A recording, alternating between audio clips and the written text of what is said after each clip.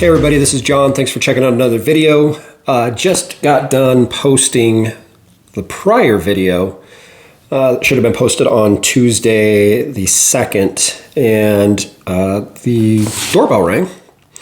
And I just got a, what is this, golden auction package.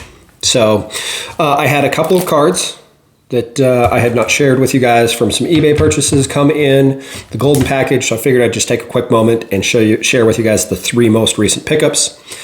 We're gonna go ahead and fire it off with this one. Yeah, let me get some glare off that. So this is a 1951 Burke Ross Ben Hogan rookie card in a SGC3. Now this is a card I previously owned in raw format. This is a card that it's a tab, meaning there's 2 cards here, and then this one's been separated. And this is not in the greatest shape, but this is a card that over the pandemic increased in price, became much, much more popular. Prices, more than doubled. Graded copies became a little bit more of a premium. And while my raw copy is in much better shape, sometimes I don't always prefer to grade every card that I get. So this one finally came across. I want to say I spent about 75 bucks for this. It was an eBay purchase, so I'm sure if you're that interested, you could go to eBay and search it up. It was a recent purchase, so it would be right around the time of the posting of this video. But yeah, I think it was about 75 bucks, and that is a second copy of a Ben Hogan rookie card. Second card. This is going to fit very nicely into the post-war Hall of Fame rookie card collection. This is a Goose Gossage, or Rich Gossage, but we know him as Goose Gossage, 1973 Topps card. This is in a PSA 6, so it's 1 point off of collector grade. Again, I still owe you guys, or I've already communicated, I'm going to create a video on why I think one subgrade below or one grade below from a PSA perspective is where the best value is in the collecting space right now. I actually recorded the video and it was trash, so I'm going to re-record the video, so I'll get that posted here shortly. But I was missing this card for that collection, so I went ahead and picked this up. Again, it was an eBay purchase. I want to say it was about 25 bucks. You guys can feel free to look at that, but I'm actually going to rant a little bit. And I was pretty upset when I got this card in, and I should have really identified this before, but that card does not fit into this holder because it was holdered in the wrong slab. And this is something that took place during the pandemic, and it really irritates me that quality control or lack thereof from PSA.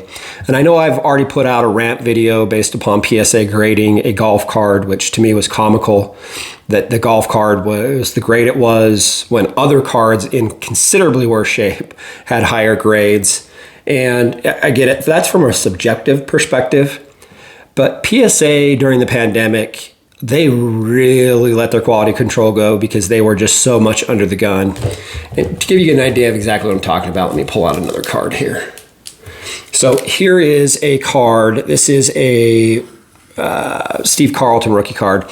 And the sleeve that's around the card, that borders the card, as you can see between these 2 cards, one is the Carlton is sleeved very nicely, and then there's this giant gap.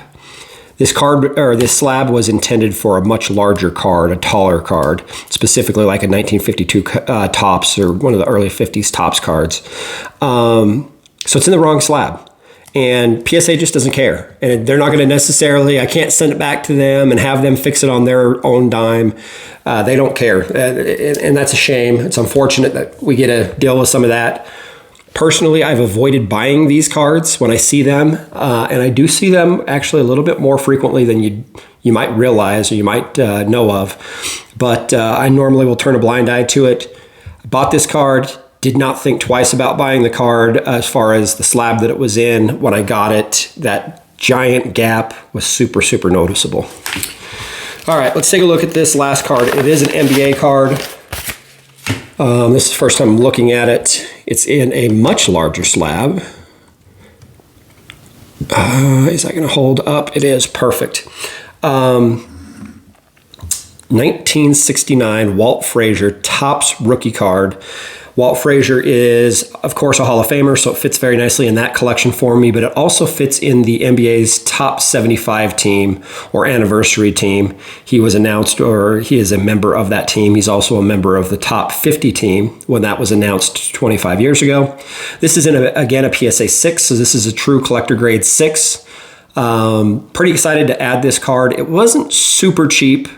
I think I spent $125 buyer premium.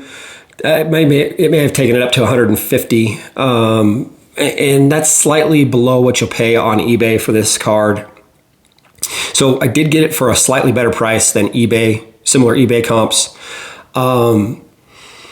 That's the advantage of Golden sometimes, and I'm not the biggest Golden fan.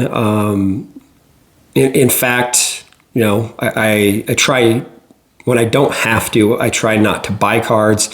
Unless, of course, I believe I'm getting better value than I would have purchased them on eBay, COMC, or sites that I actually have a little bit higher esteem for. But at the end of the day, it's about the bottom line, and the bottom line was I got this card for an improved price based upon what I would have spent in similar places or similar online forums. So that's why I pulled the trigger on it. Very excited to add this to this specific collection. Pretty cool card. I've always liked the tall boy cards. I'm not the biggest fan of the PSA sleeves or the PSA holders. They're a little bit obnoxious as far as how big they are. But it's what it is. And for the NBA top 75 team, I am trying to get slabbed cards or graded versions in collector grades. So these are the 3 editions that I have for you guys. We're gonna beat the 10-minute mark on this one, which is awesome. A nice short video considering my last one was about a 30-minute video.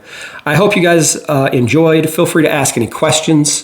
Feel free to let me know if this type of stuff annoys you as well. To me, it's just really piss poor quality control.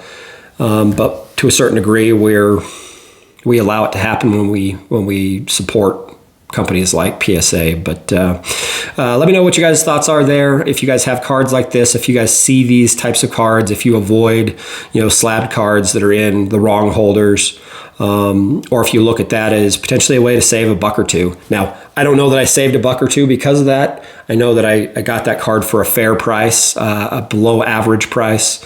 So I'm pretty happy about that. And I'm pretty happy to add it to that overall collection.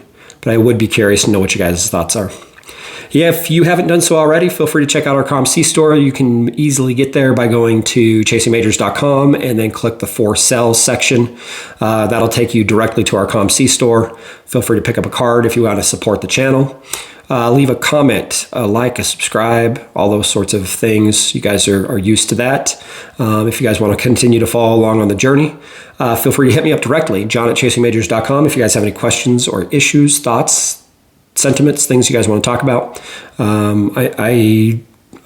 At this point, I'm getting about an email a week, which is funny because I think I'm getting more emails than I'm getting comments on the videos, which is cool. I actually like it. Any back and forth, building the community or my community is all right by me. So we're gonna wrap it up. We'll just chat with you guys in the next one.